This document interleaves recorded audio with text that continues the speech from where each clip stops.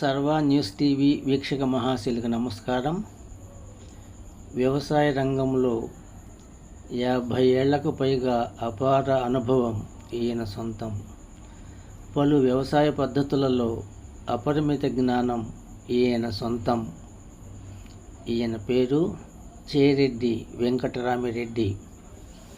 వీరు ఉండేది శ్రీ పొట్టి శ్రీరాములు నెల్లూరు జిల్లా బోగోలు మండలం జువ్వులదిన్నె ఒడ్డెపాలెం. పలు రకాల వ్యవసాయ పద్ధతులు అవలంబిస్తూ నేటికి నిత్య యవ్వనంతో సంపూర్ణ ఆరోగ్యంతో వ్యవసాయం చేస్తూ ఉంటారు. ఈయన వెంకటరామిరెడ్డి నిత్య కృషి వలుడు.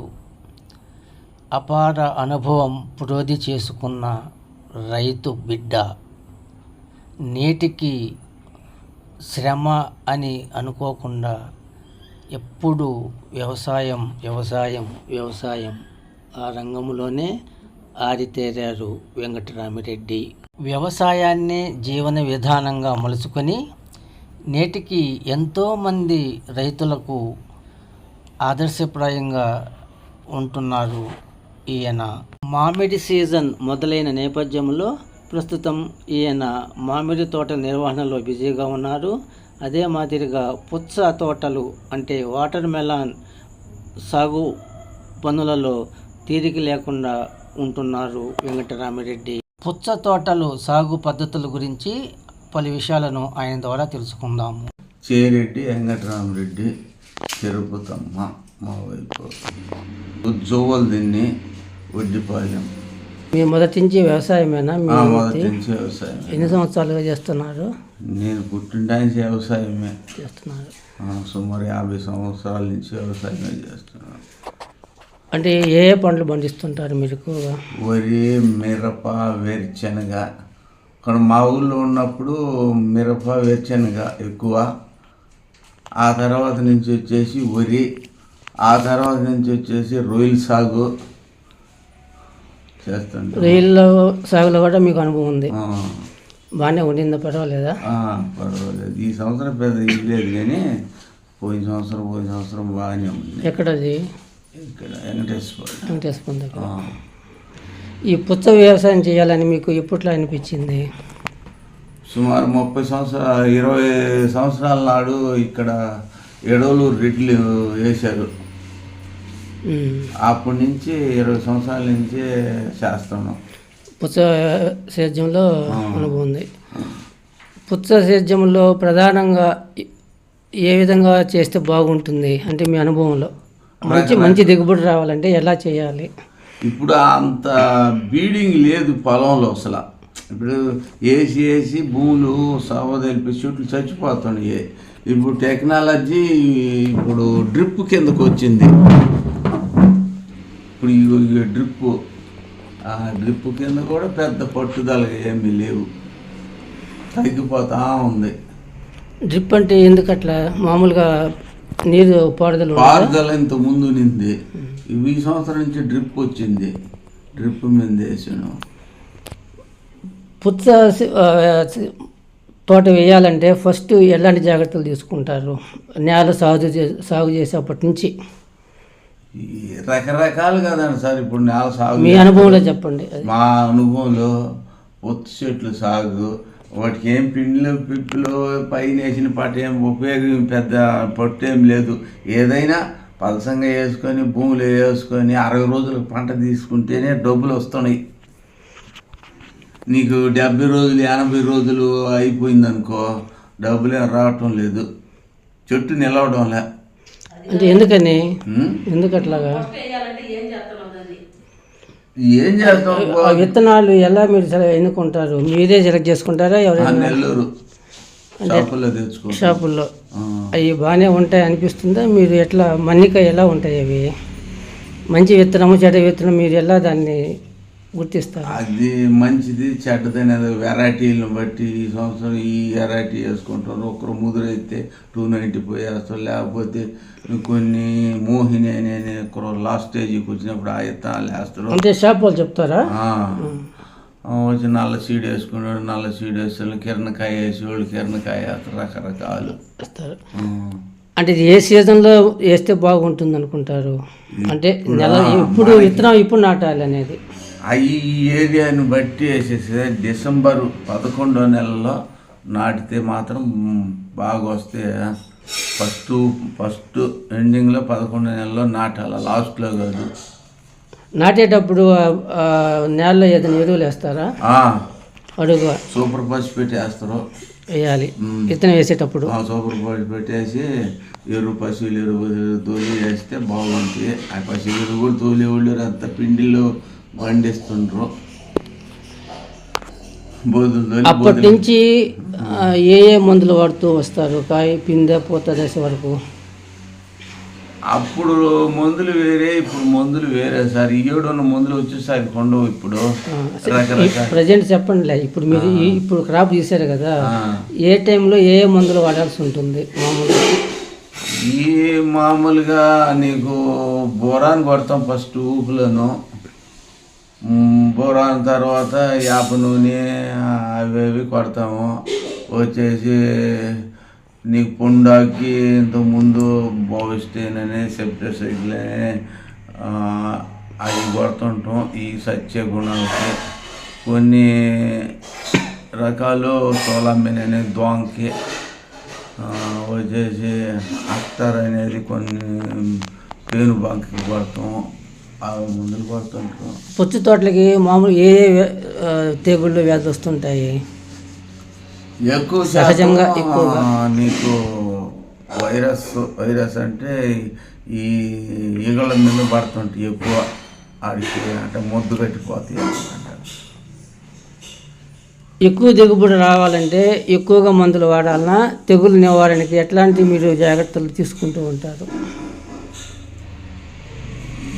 మందులేమో పెద్ద కొట్టిన పాట ఉపయోగిస్తారు, అవన్నీ చెప్తుంటారు. డబ్బులు ఖర్చుకే పొద్దు చెట్టుకి అనేది ఒక వస్తే సింపుల్గా వచ్చేస్తుంది, కాసేస్తుంది.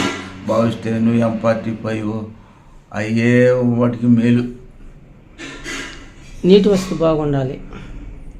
నీటి వసతి కూడా అసలు ఇక్కడ పెద్ద బండి లేదు. అసలు ఒక తడి 2 తడికి సరిపోతాయి. నీళ్ళు ఎక్కువ వేస్తే చనిపోతుంది చెట్టు. డ్రిప్ ద్వారా వేసి అయితే పర్వాలేదు, కానీ ఈ కట్టుళ్ళు కానీ పెద్ద నీళ్ళు పెట్టక్కర్లేదు. భూమిలో తేమ శాతంలోనే వచ్చేసేయాలి చెట్టు. అది ఇందాక తేమ శాతంలోనే వస్తుంది.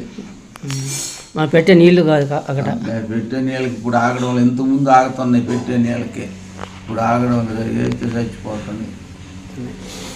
విత్తనం నాటిన తర్వాత ఎన్ని రోజులకి పూత పిందె దశకు వస్తాయి అవి?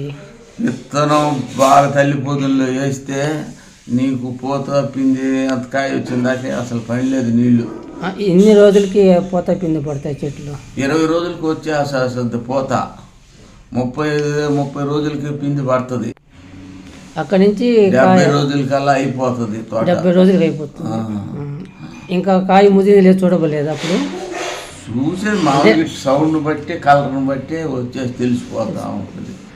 అప్పుడు మ్యాక్సిమం 70 రోజులు కోసేయచ్చు. ఇంకేదైనా కొద్దిగా ఏదైనా ఉంటే అది రకాన్ని బట్టి ఇంకో 10 రోజులు. అది రెండోసారికి కాదు, అది మొదటి కాపు 35 రోజుల నుంచి 40 రోజులకు పడింది అనుకో. ఒక పిండి తక్కువ వేసి ఎర్రంగా ఉండే ప్రదేశంలో ఉంటే దాన్ని పడిపోద్ది. పిండి ఎక్కువ వేసి ఎక్కువ అంటే పరిగెస్తుంది అనుకో, అది వచ్చేసి 50 రోజులకి 40 రోజులకు పడింది, అది 90 రోజులు ఉంటుంది. అంత దిగుబడి ఉండదు వాటిల్లో.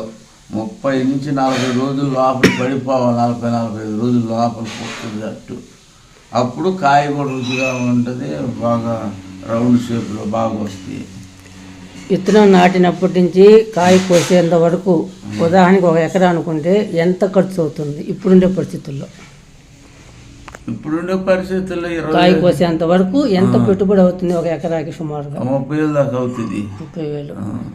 ఆ 30,000 ఖర్చు అయినప్పుడు బాగా వచ్చింది అనుకుంటే ఎన్ని టన్నులు వస్తుంది ఎకరాకి? బాగా వచ్చింది అనుకుంటే బాగా వచ్చిందంటే 1 ఎకరాకి వచ్చి 15 టన్నులు దాకా వస్తుంది. 15 బాగా వస్తే అప్పుడు బాగా వచ్చినట్టు.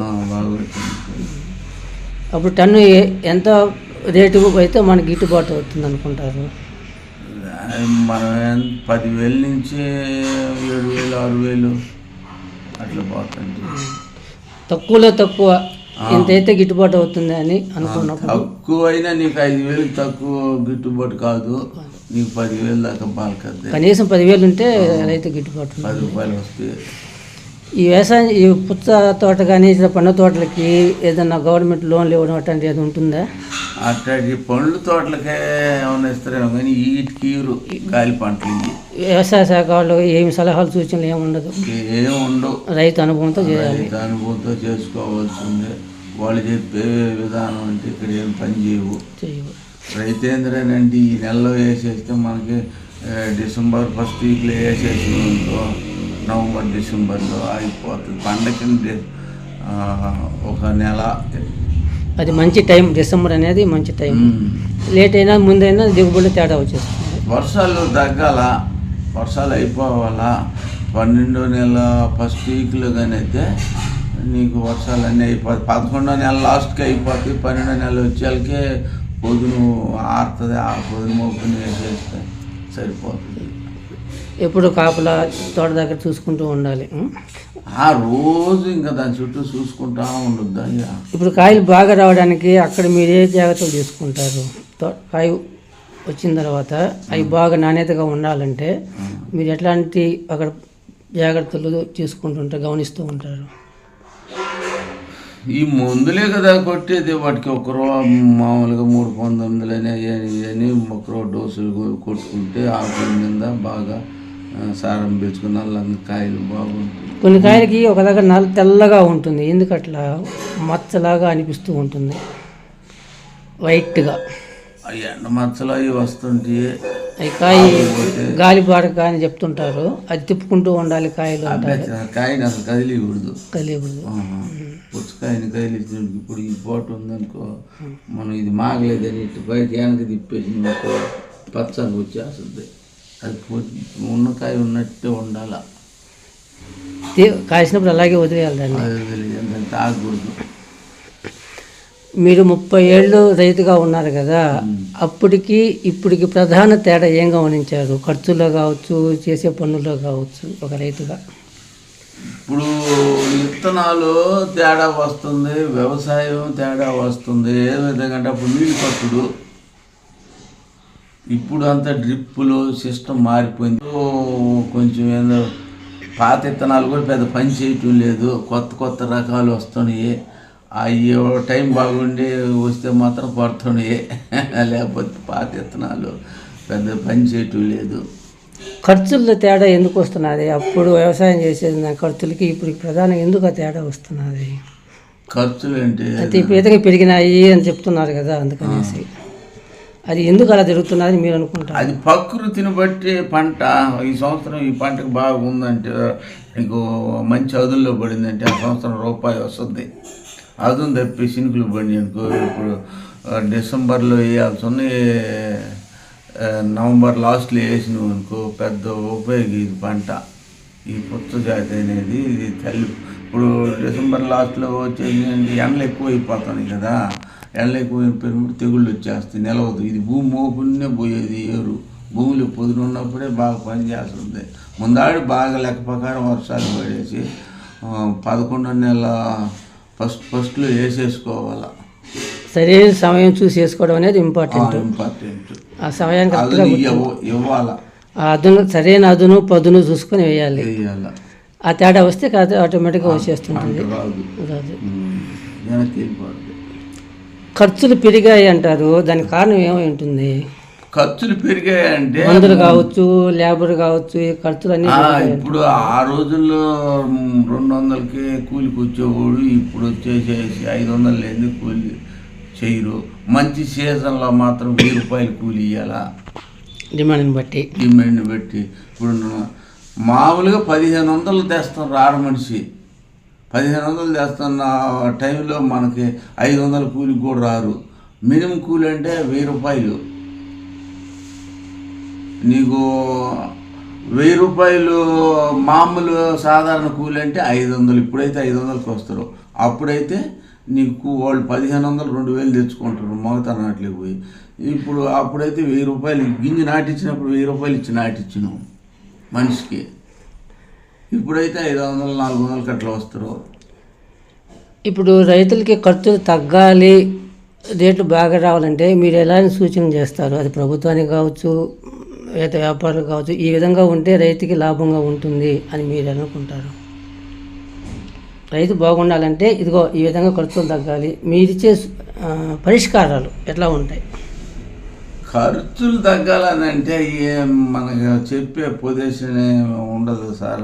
మీరు అనుకునేది మన అదులు అందరికి ఒకసారేను. ఇప్పుడు వాన వెలిసింది, అందరూ ఒకసారి భూములు ఏలు పెట్టినప్పుడు ఖర్చులు ఎట్ట తగ్గితే 400కి వచ్చేవాళ్ళు 1000 రూపాయలు 1200 కూలిచ్చి వేపించుకోవాలా? తప్పదు. ఇంకా టైంలో తప్పదు, ఇంకా అది తప్పదు, కామన్, ఆటోమేటిక్ పెట్టాల్సి మనిషి రాడు. ఇప్పుడు ఈ మందులు ఎన్ని రేట్లు తగ్గితే ఏమైనా బాగుంటుందా, తగ్గే అవకాశం ఉంటుందా? లేదు, మందులు తగ్గే పనే లేదు. వాళ్ళు ఎన్నెన్నో రకాలు. ఇప్పుడు ఆ రోజుల్లో 400 300కి వచ్చేది ఇవాళ 1000 వస్తుంది, 1000 అయిపోతుంది. ప్రతి కంపెనీ కూడా పెంచేసుకుని మందుల్ని. రైతుకి లాభం రావాలంటే ఇంక ఎక్కడ అవకాశం ఉంది? మందులు రేటు తగ్గడం లేబర్కి రేటు పెరిగిపోతున్నాయి. రైతు లాభం పొందాలంటే ఇంకెక్కడ అవకాశం ఉంది? 10 మంది వేసే పంటని ఒక 2 3 వేసినప్పుడే డబ్బులు వస్తాయి. ఇప్పుడు టమాటా పంట ఉంది, ఊర్లు కూదులు పెట్టేస్తారని ఇప్పుడు పేపర్ న్యూస్లో చెప్తాను కదా. అటు వేసినప్పుడు పంట ఉత్పత్తి ఎక్కువ అయినప్పుడు మనం ఏం చేసేది ఏమీ ఉండదు. నీకు ఇట్టటి కాయలు కూడా నీకు 7,000 10,000కి గూర్లు కిడిపించేవి కూడా ఒక నెల ముందు కోసినారు మొన్న. ఇంక మరి రైతుకి లాభం రావాలంటే ఎట్లా? అది ఇంక అంతేనా మామూలుగా? అది అంతేనని కాదు, అవకాశాన్ని బట్టి అన్నమాట. ఏడ లేనప్పుడే డబ్బులు వస్తాయి. Timing important. ఇప్పుడు భూమి నీకు మెరక భూమి అయ్యి ఫస్ట్ వేసుకుని అనుకో, వాడికి ఆరిన అప్పుడే వేసుకుని అనుకో, వాడికి ఏం వర్షాలు పడకపోతే ఆ సంవత్సరం బాగా డబ్బులు వస్తాయి. మళ్ళీ వాడు మరుసటి సంవత్సరం నీకు ముందాడేసిన ఈడు కూడా వేయాలను అనుకో, ముందాడేసిన అనుకో, వాడికి పెద్ద ఒక వాన పడి ఆ వాంచింది అనుకో, వాడు కింద పడిపోతాడు. వెనకేసినోడు మేలు అవుతాడు. అది సరైన సమయము, ఒక పద్ధతి, వాతావరణాన్ని అనుకూలించాలి. అంతే డబ్బులు. అంతేగాని మన ఏదో చేసేసాం పెట్టేసామంటే రాదు. ఏమి రాదు. సైన్సిస్టులు వ్యవసాయం అంతా ప్రకృతి ఆధారితం కాబట్టి ప్రకృతి ఆధారాన్ని ప్రకృతిని బట్టి పోవాల్సి ఉంటుంది. అంతే. మన తెలివితేటలు అనేటివన్నీ సెకండరీ. ఇంకా ప్రభుత్వం నుంచి ఏ విధమైన ప్రోత్సాహాలు ఉంటే రైతు బాగుంటుంది అనుకుంటారు? ఆల్రెడీ ప్రభుత్వం ఏదో సహాయం చేస్తూ ఉంటుంది, ఇంకేదైనా చేస్తే బాగుండును అని మీరు అనుకుంటారు? ఏం ప్రభుత్వం ఏం చేయలేదు, మన జాగ్రత్త మనం చేసుకోవాలా అంతేగాని. రైతు ఇప్పుడు నేను ఒక రైతుని ప్రభుత్వం ఇస్తుందని కొంతమంది పైర్లు పెట్టి వాళ్ళు కొంతమంది ప్రభుత్వం నష్టం భరాయించుకుంటుందని వాళ్ళు చెప్తారు. మన జాగ్రత్తలో మనం చేయాలా. ఎప్పుడు కూడా వాళ్ళు ఇచ్చే రూపాయి 10 రూపాయలకి ఆశపడకూడదు. వ్యవసాయం చేసి సరిపోవు.